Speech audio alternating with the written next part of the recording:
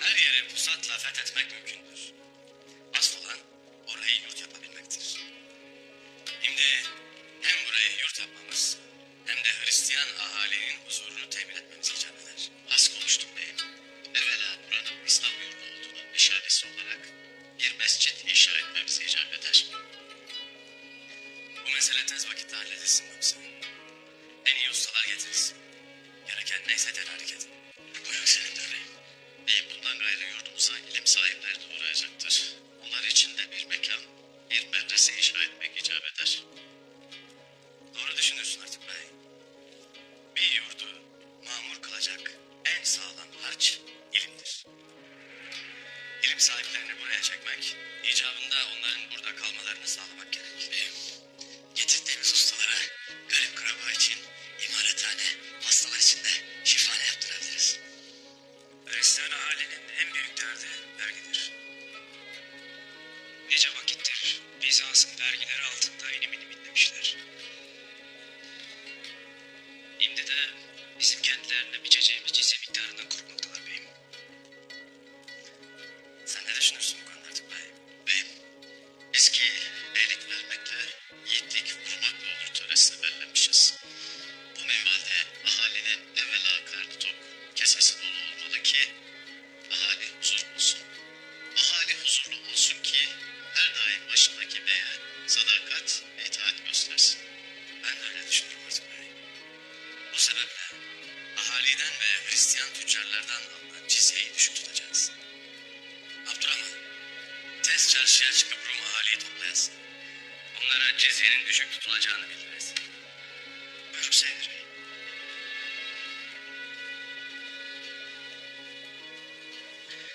Artur Bey, sen her şeyden evvel kaledeki bütün evrakları yoklayasın.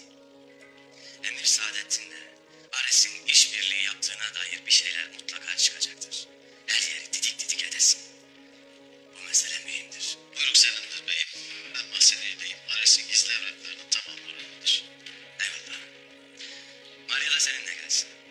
Rumca evrakları okumanda yardım dokunur. Sen nasıl emredersin beyim?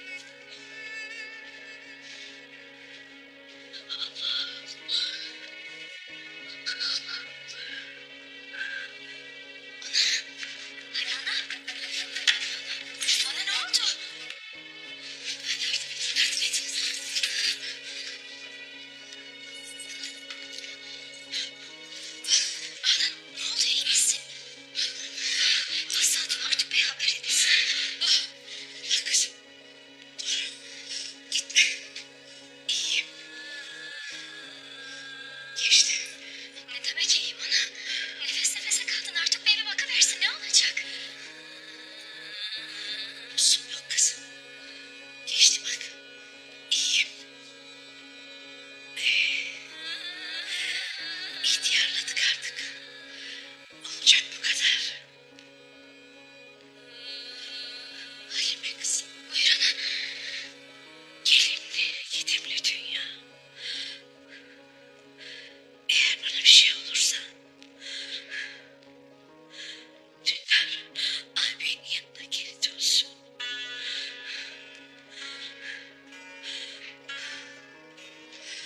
Bütün kardeşler bir arada tutasın. Aralarına fitne girmesin. Dikkat edesin. Nasıl söz ana? Allah seni başımızdan eksik etmesin, deme öyle şeyler. Kızım, ecel bizim de kapımızı çalacak. Ha bugün, ha yarın.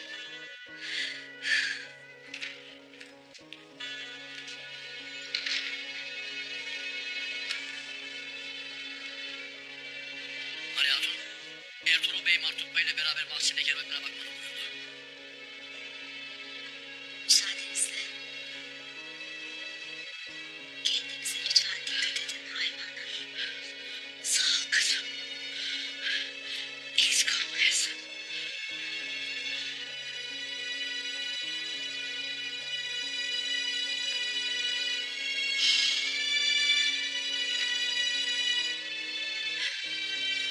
Hadi bakalım. Yapacak çok işimiz var. Hadi. İyiyim. İyiyim kızım.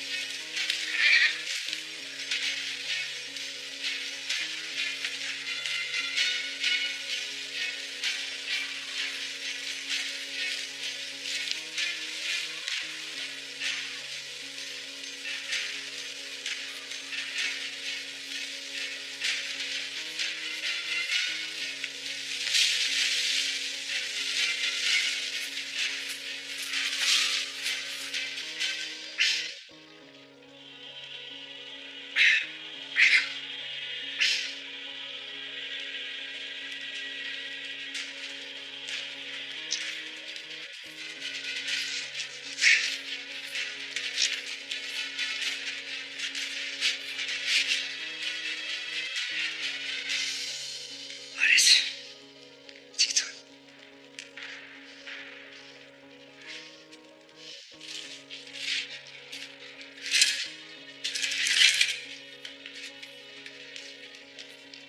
Seni beklerken Ertuğrul çıka geldi. Senin beceriksizliğin yüzünden kaleyi kaybettik.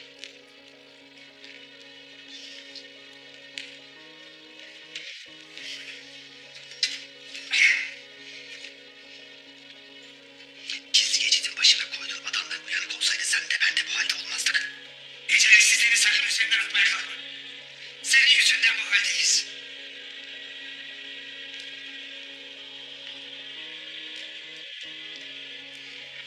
Yaralısın. Yarım şimdi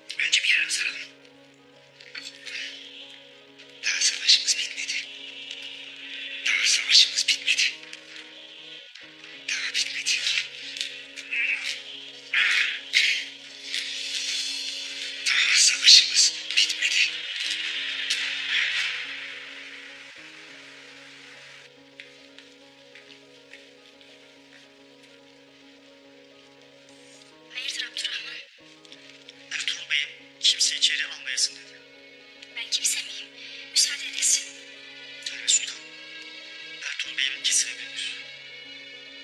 Beni zor duruma koymayın. Canımı veririm. Ancak içeri girmenize müsaade edin. Neler oluyor içeride Abdurrahman?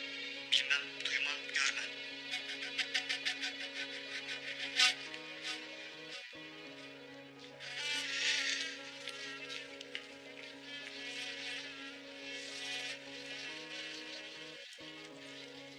Ey muktedir olan Allah'ım, adaletli ve merhametli Mevla, masum, biçareyim, garibim. Beni bu fani dünyada sensiz eyleme ya Rabbi. Medet eyle, rahmet eyle, yardım eyle. Gönlümü bu tahtın esiri eyleme ya Rabbi. Beni gönlünde makam, mevki hırsı olan kullarından eyleme. Ben yalnız senden merhamet bekler, yalnız sana boyun bükerim. Şeytanın hilelerine beni mağlup eyleme Allah'ım. Dünyayı güzel görüp ahireti unutturma Allah'ım. Bilirim, zafer sendendir. Bilirim, kudret sendendir. Bilirim, şan sendendir. Beni bilmeyen kullarından eyleme ya Rabbi. Beni nankör kullarından eyleme ya Rabbi. Beni şükürsüz kullarından eyleme ya Rabbi. Canım uğruna feda olsun. Nefsim yoluna revandır. Yeter ki sen bizi sensiz bırakma ya Rabbi.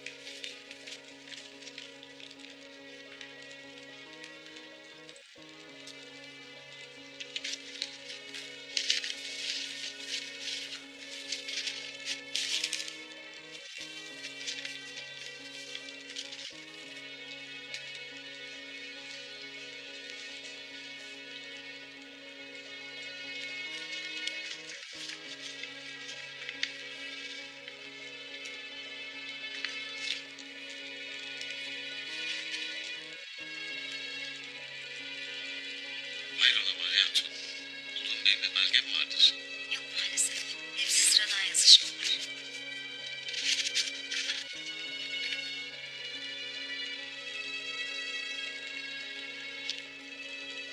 Artuk Bey,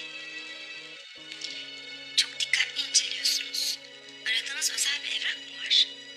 Özel bir şey varsa ben de ona göre inceleyeyim evrakları.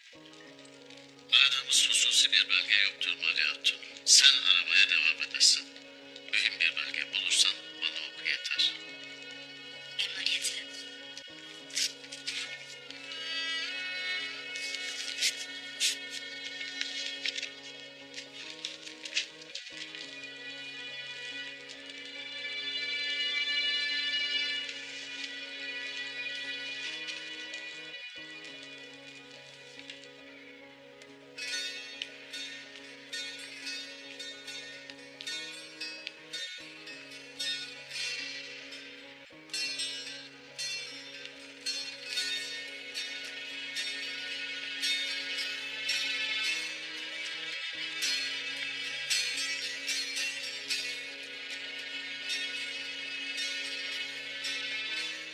Altlar! Sualimdir. Bu taş kale mi daha emniyetlidir? Yoksa bizim çadırlar mı? Taş doğru emniyet olan Mansat başım. Çadır nedir ki? Sizler ne dersiniz atlar? Veririz hükmüda. Doğrudur.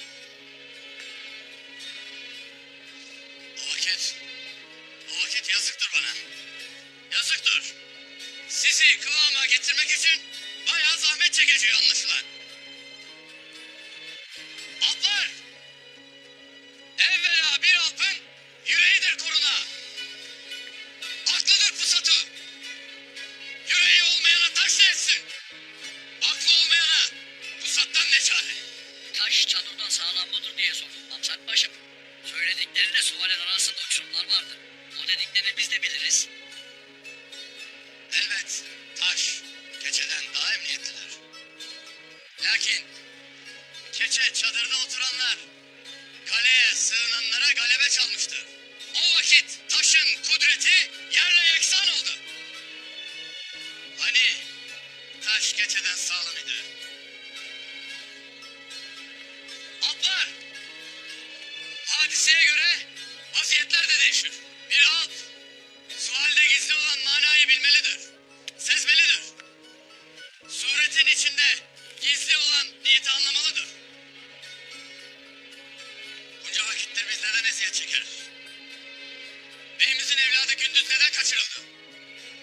Kardeşim Doğan Alp'i niçin yitirdik? Samsa Alp niçin şehit düştü? Düşmanın aklını okuyamadığımız için, hainin itliğini göremediğimiz için. O yüzden sual deyip geçmeyeceksiniz. Onun altındaki manayı idrak etmeye çalışacaksınız. Şimdi bana görünenin ardındakini gören halk lazımdır. Düşmanın aklını bilen halk gereklidir. Atlar, eğer biz zafiyete düşersek Ertuğrul Bey'imizin yüküne yük katarız. Emir almasını bildiğimiz kadar akıl yürütmesini de bileceğiz. Şimdi her sabah ve her akşam olmak üzere akıl nasıl kıyama kalkar onu belleteceğim size. Dediklerim idrak edildi mi?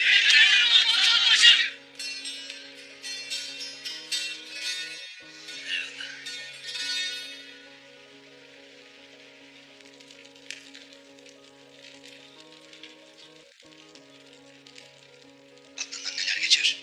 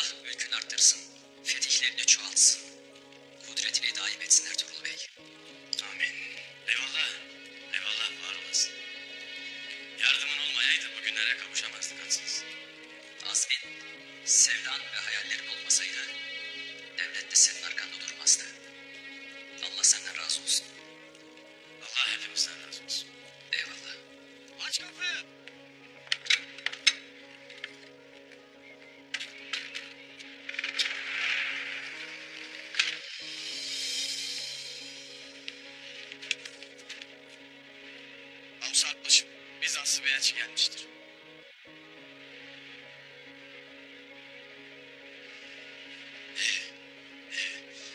Silahları alınsın. Beklesinler. Emrin olur Abbaşım.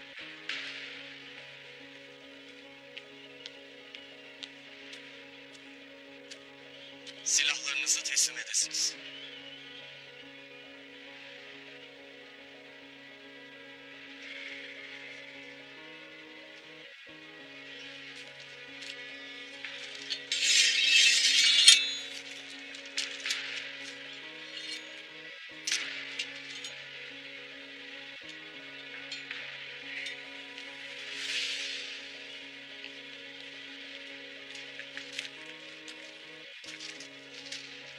Kaya Bey ve Ertuğrul Bey'in kalesine hoş gelmişsiniz.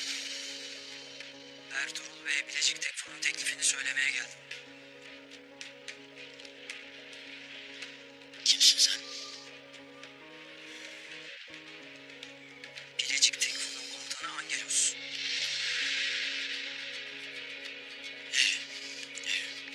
Şimdi siz burada bekleyesiniz. Ertuğrul Bey'in müsait olduğu vakit, seni görmek istediği vakit huzura çıkarsın. Kumru, misafirlerimize şerbet ikram edesin. Emrin olur Abbaşım. Hadi bakalım.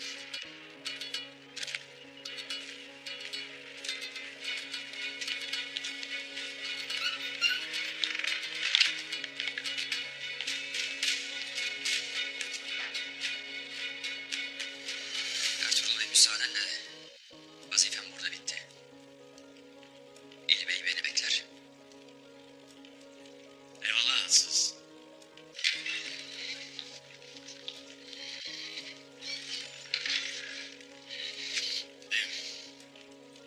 Hele Bamsa.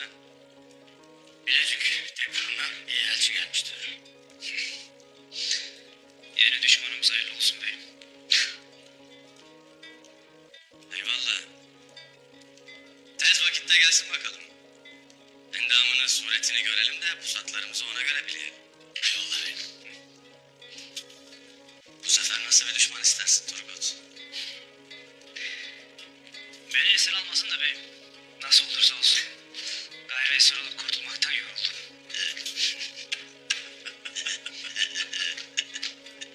Sen nasıl bir düşman istersin Bamsa? Vallahi beyim, ikide bir aramıza girip nifak saçan düşman istemem ben gayrı. Eyvallah. Ertuğrul Bey. Ya sen? Sen nasıl bir düşman istersin? Çok düşman biçip, çok hain tefettik. Bunca mücadeleden sonra düşmanların tabiatına dair kanaatim şudur. Düşman vardır, haktan görünüp çelme takar. Misal, Emir Saadettin. Bu tür mahlukatların yarası da, acısı da ağır olur. Saçtıkları fitneyi temizlemek güç olur. Diğer düşman keferedir. Bilirsin, tanırsın.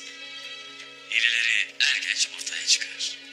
En tehlikeli düşmansa haktan görünüp kefereyle ittifak edendir. Onun mücadelesi pek çetin olur. Pek yaman olur. Şükür ki bu tür düşmanları da çok def ettik. Lakin kayıplarımız çok oldu. Yeni vakit tüm acılardan ders çıkaracağız. Zafiyetlerimizin üzerine gideceğiz. Anlaşıldı mı? Eyvallah beyim, eyvallah beyim. Şimdi çağır gelsin bakalım Hamza. Eyvallah beyim. Ertuğrul denen barbar Türk. Akıllı değil. İnançla savaşıyor Didan. Bizim de güçlü inancımızla saldırmamız lazım. Gerçekten intikam almak istiyorsak Ertuğrul'un işini tek bir hamlede bitirmeliyiz. Evet. Tek bir hamle. Ama ne? Ertuğrul önce bizim geri çekildiğimizi ortadan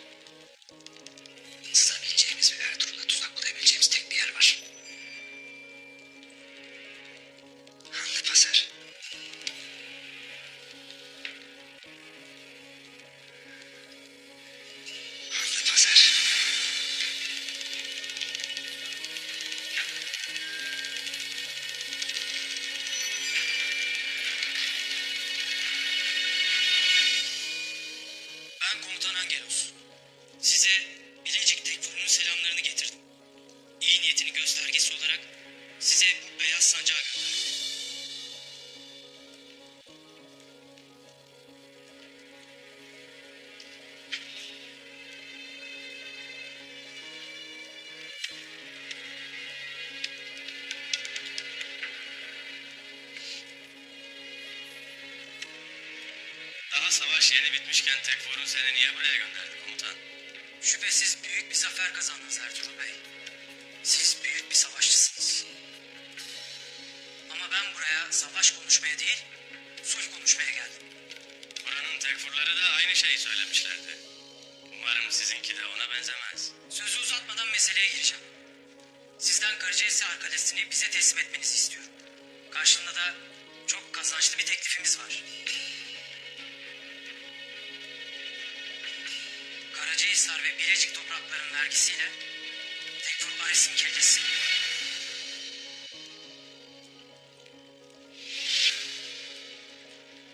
Bulunduğum bu kale ve çıktığında Bilecik hududuna kadar gördüğüm bütün topraklar şehitlerimizin kanlarıyla ve kılıç hakkıyla alınmış topraklardır. Bize ait olanı bizden almak isterseniz evvela bize kılıç çekmeyi, sonra da kan dökmeyi göze alacaksınız. Ertuğrul Bey, ben buraya iyi niyetimle geldim. İkimiz orta yol bulabiliriz. İyi düşünün. Bana böyle bir teklifle gelmeni, beni henüz tanımamış olmana bağışlarım. Kendilerine sığınmış Tekfur'u satan adamların sulhüne itimat eder miyim sanırsın? Ben Ares'in kellesini er ya da geç alacağım. Siz Ares'e arka çıkmayı bırakın ki kelleniz gövdenizde kalsın. Şimdi kalene dön. Tekfur'una söyle iyice düşünsün. Ares'e kol kanat germekle nasıl ateşle oynadığının farkına varsın. Bu teklifinizi de yapılmamış sayarım. Bu söyledikleriniz yeni bir savaşın kapısını aralar. Benim mertçe savaşım sizin namertçe sulhünüzden daha şereflidir. Ben bu topraklara sizin şer yuvalarınızı yıkmaya geldim. Şimdi gidebilirsin. Ertuğrul Bey, bizi Ares'e götürecek adamın ayağımıza geleceğini söylemiştim. Müsaadenle Ares'in izini süreyim. O da son vazifem olsun. Eyvallah. Yanına Alp Dağlası'nı atsınız. Bu komutanı takip edesin. Bak bakalım Ares'i nereye saklarlar. Bana haber edersin. Eyvallah Ertuğrul Bey.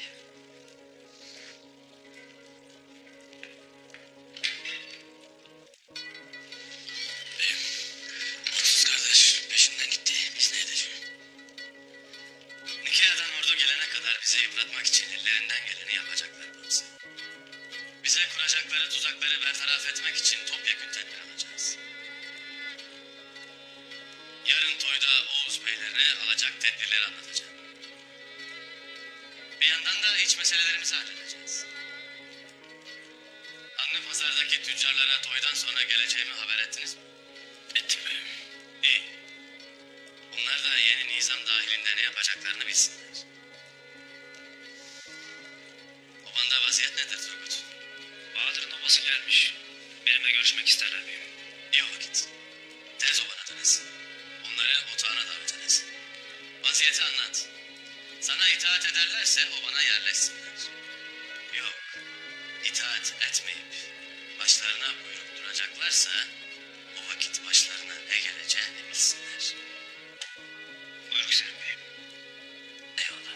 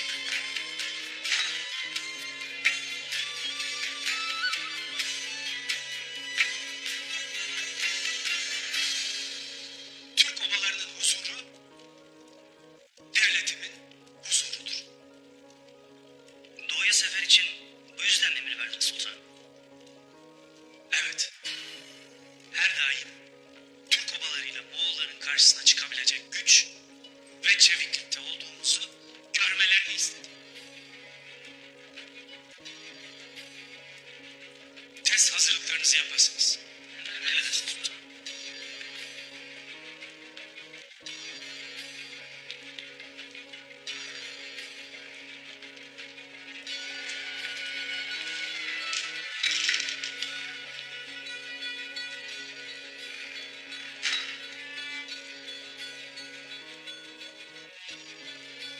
Beni emretmişsiniz sultanım.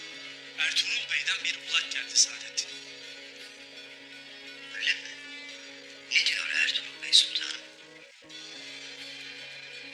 Ertuğrul Bey, Karacahisar Kalesi'ni fethetmiş.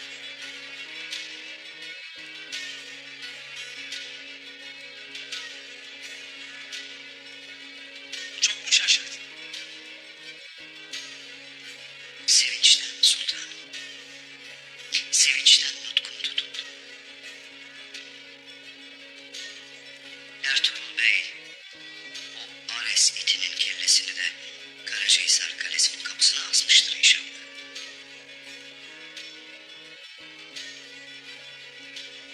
Ares iti kaçmaya muvaffak olmuş.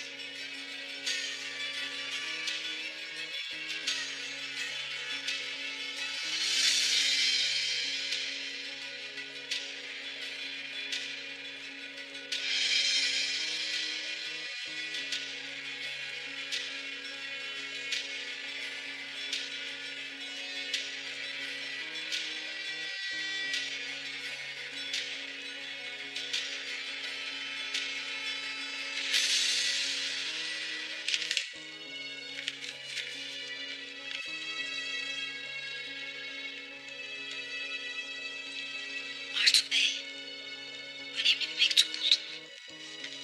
Ne yazar?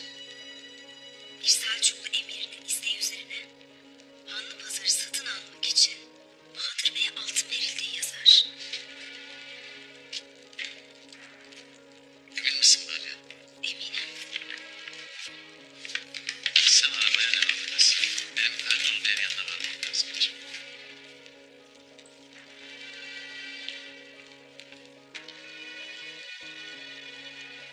Senden Karacahisar Kalesi'ne ve dahi Söğüt ve Domaniç'i Ertuğrul Bey'e yurt olarak verdiğimi bildiren bir mektup yazmanı isterim Saadettin.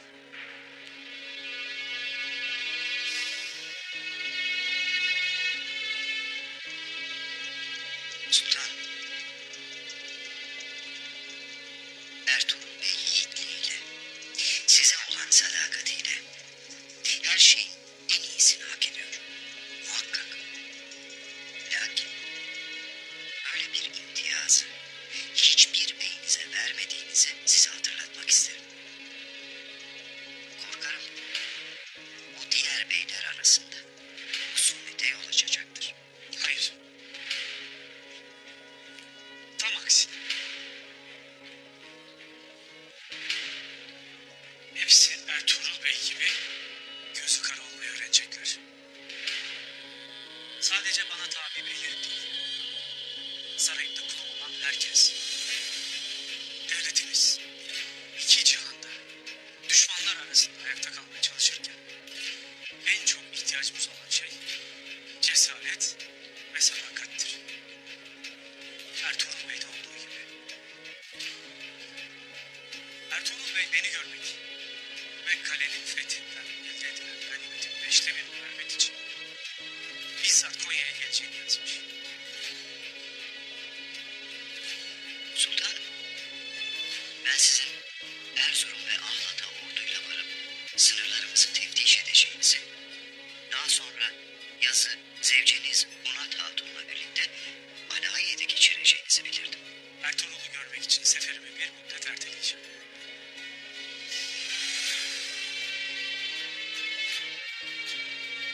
Bana ve Ertuğrul Bey'e kurulan tuzaklar ve ihanet için elinde yeni deliller var mı Saadettin? Yakında sultan. Çok az bir vakit kaldı. Pek yakında her şeyi öğreneceksiniz.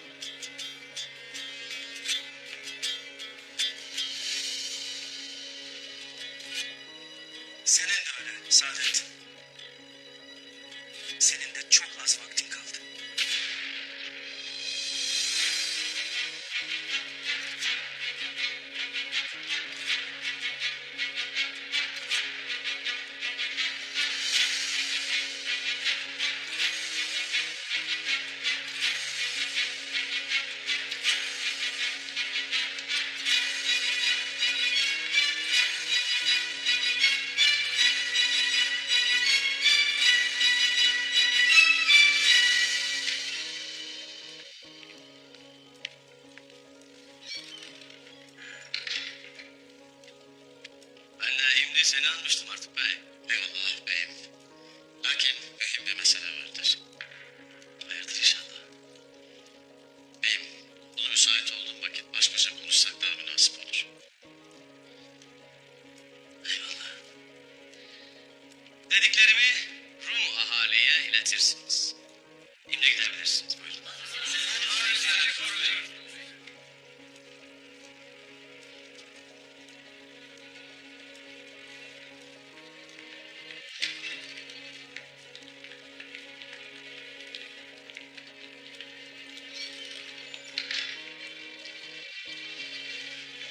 Beyim, Maria mühim bir mektup buldu. Selçuklu emirinin isteği üzerine Hanlı Pazarı satın almak için Bahadır Bey'e altın verildiği yazmaktaymış.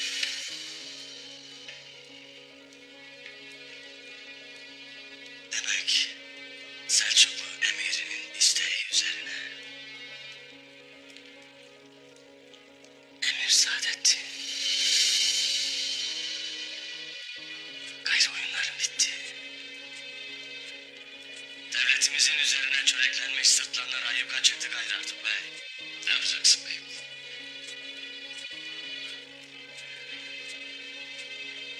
Sultanın yanına giderken bu mektubu da yanımda götüreceğim. Gayrı bu mektup Emir Saadettin'in idam fermanıdır.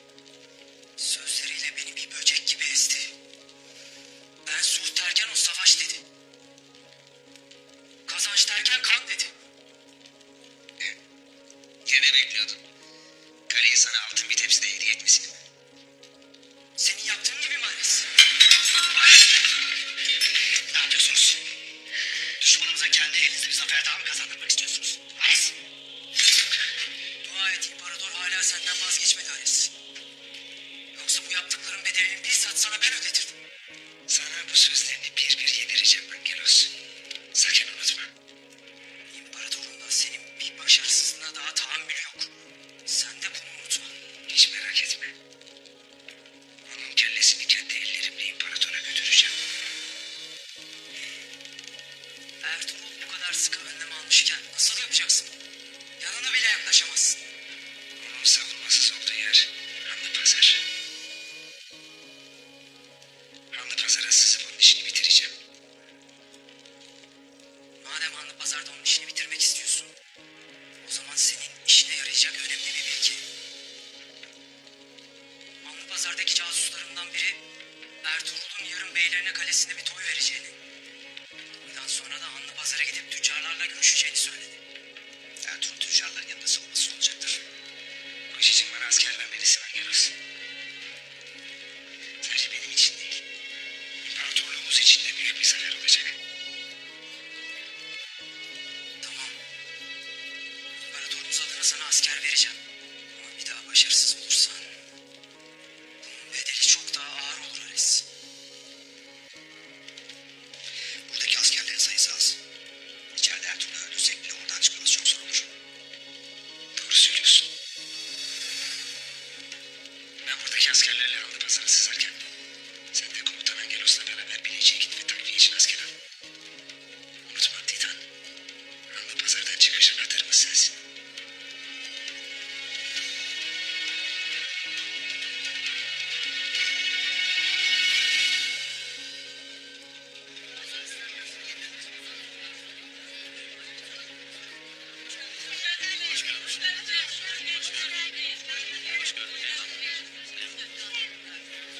Hoş gördük, sağ ol. Hayırlı işler, hayırlı işler. Kolay gelsin. Afiyet olsun. Hoş gördük, oturun oturun.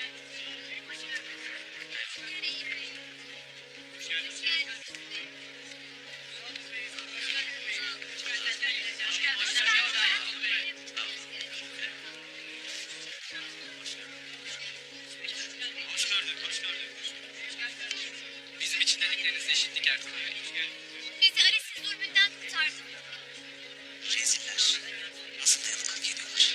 Haneye ekmek götürür olduk. Tanrı seni korusun Ertuğrul Bey. Bu bizim için son fırsat. Onu ya şimdi öldüreceğiz ya da hiç. Ya şerefimizle öleceğiz ya da bu Türklerin kılıçlarının altında esir olacağız. Gayrı sizler bizim komşumuz, ahalimizsiniz. Yeri gelir üzüntümüzü, yeri gelir sevincimizi paylaşırız sizlerle. Nasıl ki bizler dinimizin hakkı için, adil olmak için çaba gösterirsek, sizler de dirheminizle, terazinizle aynı çabayı gösteresiniz. Gösteresiniz ki başımızın üstünde yeriniz olsun. Usta, bu çanta kaç altın? Bu çantayı anama, bunu da neneme alacağım. Sen Ertuğrul Bey'in oğlusun. Senden altın almayız. Olmaz, hakkın neyse o. İki çanta alırsan sana indirim yaparım o vakit. Vakit olur Gündüz Bey. Hem pazarlıkta sünnettir.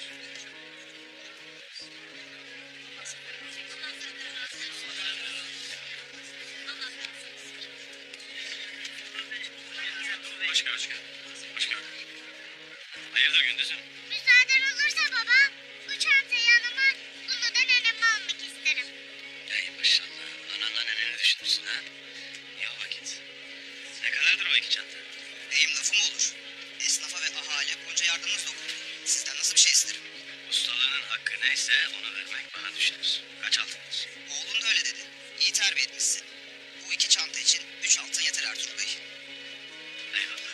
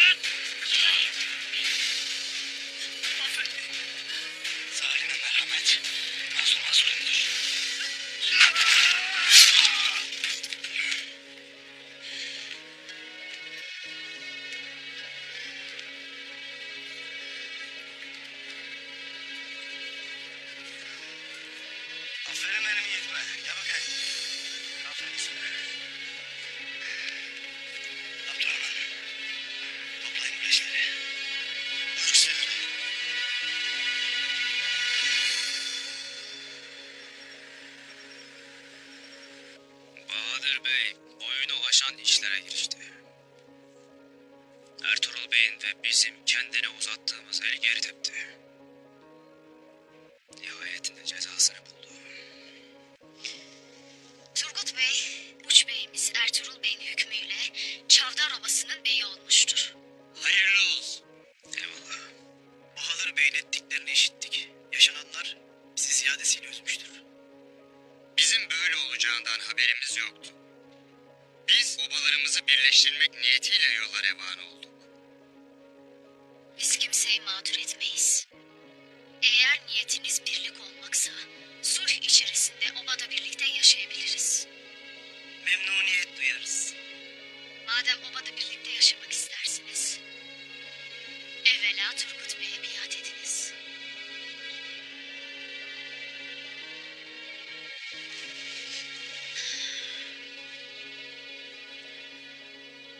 Beyliğin kutlu olsun beyim. Eyvallah.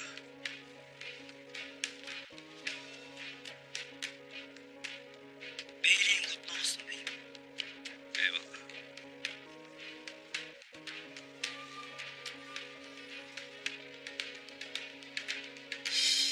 Beyliğin kutlu olsun beyim.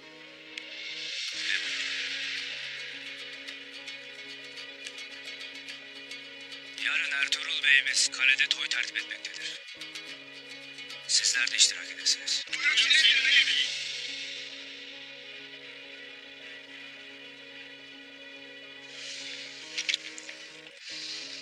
Oğuz, dışarı çıkasın. Emin olur beyim.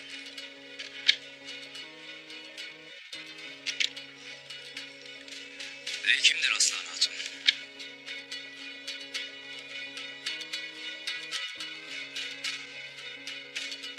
Sensin Turgut. O vakit bir daha sözüm üzerine söz söylemeye. Turgut.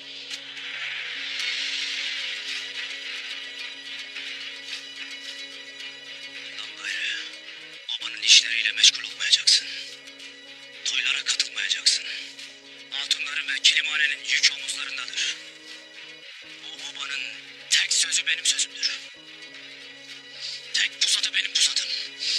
Tek damgası benim damgamdır.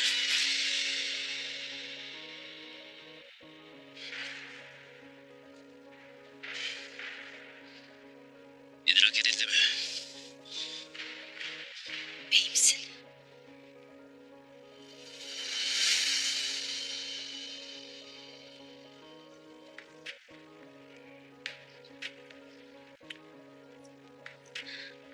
Beyimsin.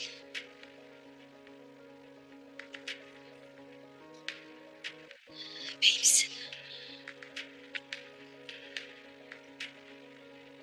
Beyimsin.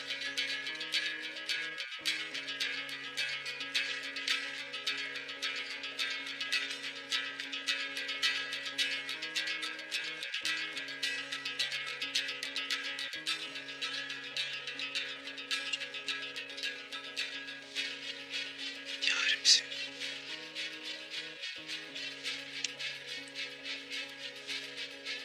Namusumsun.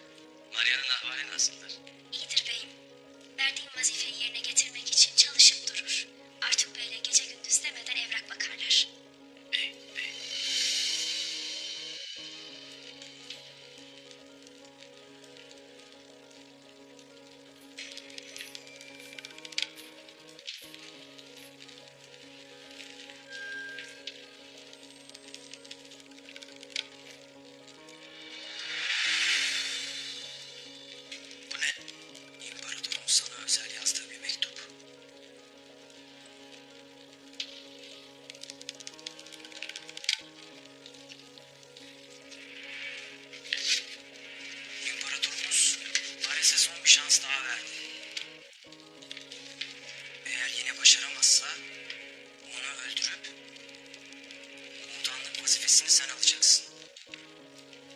Bana bağlı olarak Ertuğrul'a karşı savaşacaksın. Başta asker olmak üzere tüm ihtiyacını bizzat ben karşılayacağım.